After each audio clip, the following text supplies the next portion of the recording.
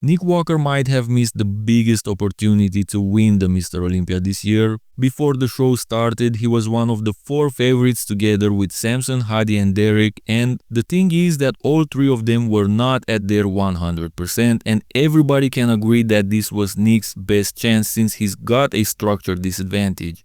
It's true that Andrew Jack brought his best ever, but let's be real, the best version of Nick might be more dangerous than that.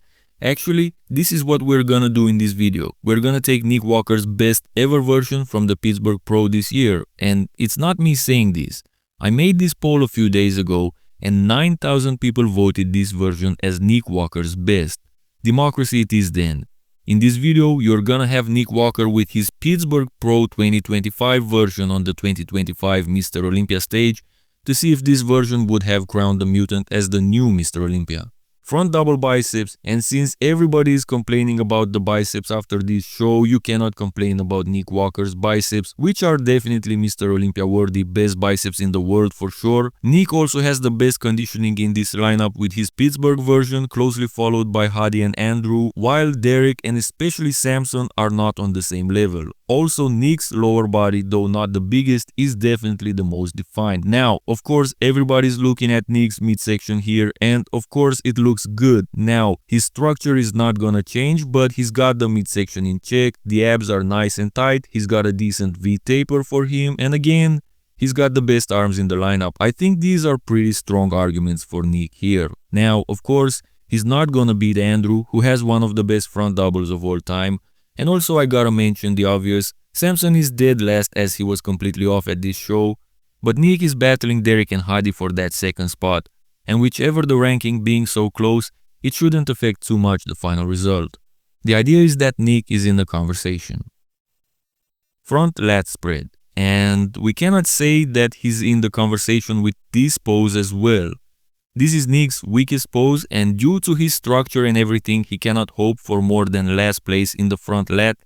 Now, of course, we can use the argument that Samson is last because he doesn't look stage ready, but actually no. Regardless, Nick still doesn't top him.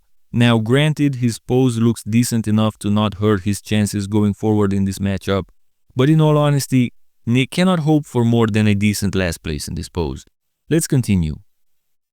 Side chest pose, and since the front poses are out of the way, Nick's domination starts to unfold. Samson would usually dominate this pose, but in this comparison, let's just use him as a spectator because he was too off for me. Andrew as well has his issues in this pose, he's gonna be second to last in front of Samson. Between Derek, Nick and Hadi you could use all sorts of arguments, but my arguments for Nick would be size and conditioning since the other two have one or the other. Derek has more size than Hadi but doesn't have the polish. Also, both Derek and Hadi had pretty flat chests here, which helps Nick's case since this is one of his weaknesses too. However, Nick has the arm and shoulder fullness Hadi is missing and also the lower body mass, while against Derek, Nick has the muscle separation and the polished upper body. Once again, just like in the front double biceps, it's close between the 3 gentlemen in the center, but I would have Nick Walker as the front runner in the side chest pose.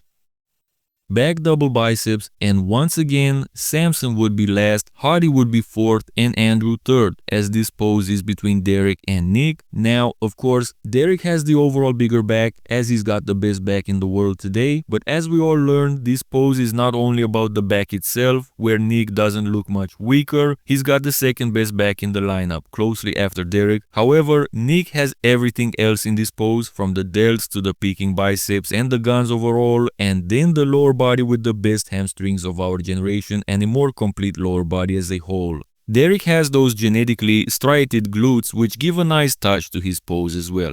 Of course, this pose is close and could go either way. For the overall presentation, I would give it to Nick here, but I wouldn't have any issue if someone said otherwise. Derek's pose is really GOAT level here, no doubt.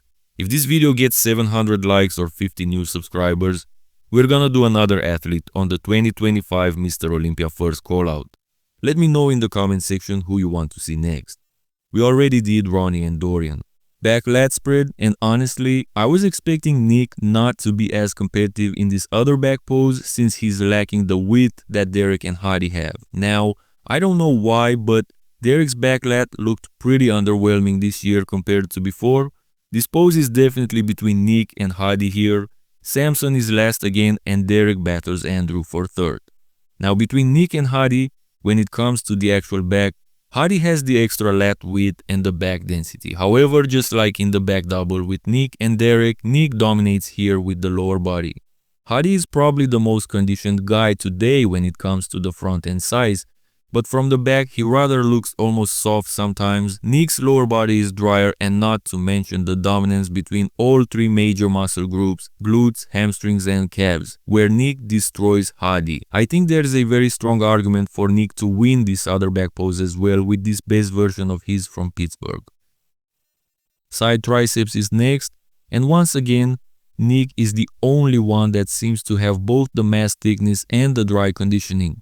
Now, of course, Samson and Andrew are again out of the equation, but when it comes to Derek and Hadi, Derek doesn't have Nick's polish, not to mention that Nick destroys him with the midsection, and Hadi, while having the polish, is nowhere near as big and full as Nick Walker, not to mention the fact that Nick is the only one with a world-class triceps in this group. He also has the best side leg in this shot right here, so Nick Walker is going strong in this matchup, winning just another pose. Abs and thighs is next, and of course, Samson is last and just as sure. Hadi and Andrew are first and second, you choose the order. That leaves Nick Walker fighting Derek Lunsford for third and, in my opinion, winning against Derek. It's true that Derek has the better proportions when it comes to the shoulder waist quad sweep ratio, but Nick has the better overall abs here and his thighs are much more detailed. It could go either way, but I still prefer Nick over Derek in the abs and thighs.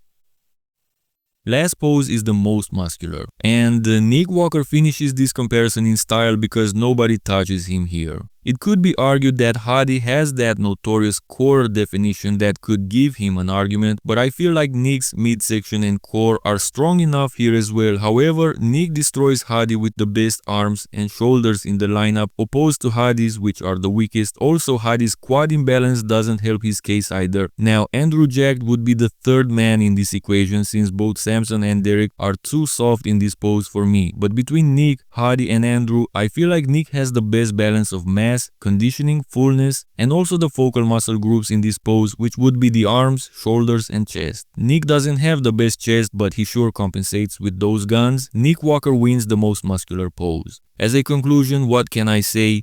Nick won 5 poses in total in a 5-way matchup, which leaves no room for interpretation here. Had Nick Walker looked at the Olympia stage as he looked at his best ever, which was at the Pittsburgh Pro earlier this year, I believe he would have run away with the Sandow based on what we've seen here. But it wouldn't surprise me if the judges overlooked him, because we know they really don't like his physique.